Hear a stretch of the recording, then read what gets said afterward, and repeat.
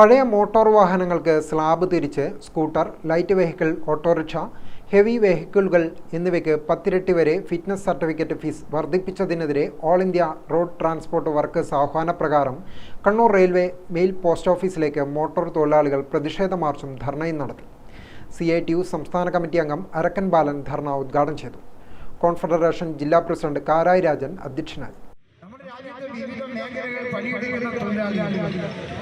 അവരുടെ ജീവിതം മെച്ചപ്പെടുന്നതിന് വേണ്ടി എങ്ങനെ കഴിയുമെന്ന് ആലോചിച്ചുകൊണ്ടിരിക്കുന്ന ഘട്ടത്തിലാണ് പുതിയ പരിഷ്കാരങ്ങൾ കൊണ്ടുവന്നു എല്ലാ വിഭാഗം തൊഴിലാളികളെയും ദ്രോഹിക്കുന്ന സമീപനം കൊണ്ടുവന്നു. മോഡി ഗവൺമെന്റ് ഇപ്പോൾ ഈ നിയമം കൊണ്ടുവന്നപ്പോൾ മനോരമയും മാതൃഭൂമിയും എഡിറ്റോറിയൽ എഴുതി ഇത് വലിയ അപകടകരമാണ്. പക്ഷെ മാതൃഭൂമിയും മനോരമയും മറ്റു റിപ്പോർട്ട് വായിക്കുമ്പോൾ ഈ മേഖലയിൽ പ്രയാസമാണ്. ഇത് സാധാരണ ഓട്ടോറിക്ഷ തൊഴിലാളികൾ മാത്രമല്ല, എല്ലാ ഉടമകളെ അടക്കം ബാധിക്കാൻ പോകുന്നു. അതിഗുരുതരമായ അവസ്ഥയാണ് രാജ്യത്ത് വരുന്നത്.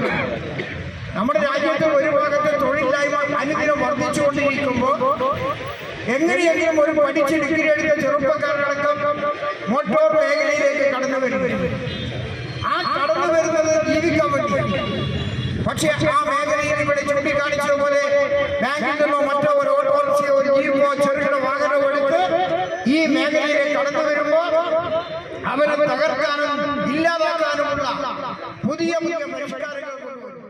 കേന്ദ്ര ഗതാഗത മന്ത്രാലയം നവംബർ 17 ഉത്തരവിറക്കി. 20-ാം തീയതി മുതലാണ് പഴയ മോട്ടോർ വാഹനങ്ങൾക്ക് സ്ലാബ് തിരിച്ച് ഫിറ്റ്നസ് സർട്ടിഫിക്കറ്റ് ഫീസ് വർധനവ് നടപ്പാക്കിയത്. മോട്ടോർ കോൺഫെഡറേഷൻ ജില്ലാ secretary K. Jayarajan, auto taxi federation സംസ്ഥാന secretary B. K. Baburaj, goods workers union ജില്ലാ പ്രസിഡന്റ് A. പ്രേമരാജൻ, കണ്ണൂർ ജില്ലാ ഓട്ടോറിക്ഷ യൂണിയൻ ജില്ലാ സെക്രട്ടറി UV രാമേന്ദ്രൻ, CITU ജില്ലാ സെക്രട്ടറി TP ശ്രീധരൻ, CITU ജില്ലാ vice president MC Haridasan, motor transport employees union general secretary BB Purushothaman, auto consultant union president Pacha Sajeevan, driving school union ജില്ലാ secretary KN Saithalavi എന്നിവർ സംസാരിച്ചു. കണ്ണൂർ പഴയ municipal bus സ്റ്റാൻഡിൽ നിന്നും ആരംഭിച്ച പ്രകടനത്തിലും ധർണയിലും autorickshaw, light, motor taxi, goods, സ്വകാര്യ bus, auto consultant, driving school bus, automobile, KSRTC മേഖലയിൽ തൊഴിലാളികൾ തുടങ്ങിയവർ പങ്കെടുത്തു. ഗ്രാമിക ന്യൂസ്, കണ്ണൂർ.